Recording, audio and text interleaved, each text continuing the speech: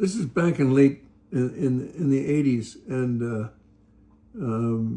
working out of the foundry in North Stamford, and I assembled the various pieces. These are the ones which we're still working with them. We have volumes of them.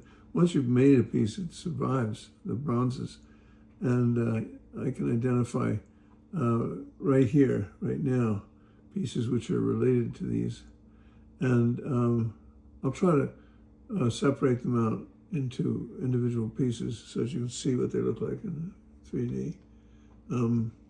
But the drawings are interesting, so you can count 2, 3.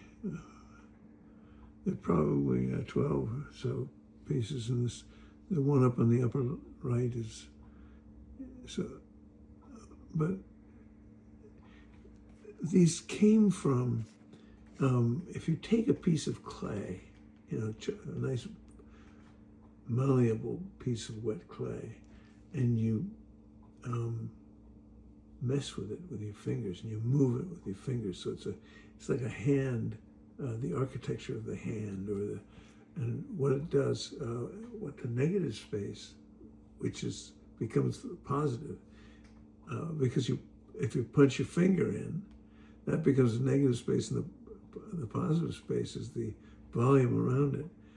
And now these pieces I can show you will go through the larger scale, because many of them were built at larger scale and are quite beautiful, and continue to be the raw material that I'm work with, at least one subject of it.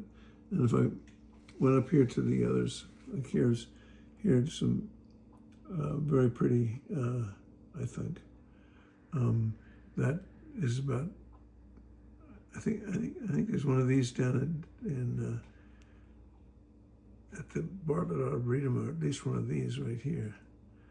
And there, of course, is the gentleman himself, Yale, these many years ago, through his wire rim glasses. And so that's that for now. That's the collection, a collection that I'm working with, and I continue to be working with. It's interesting that it should have survived to now.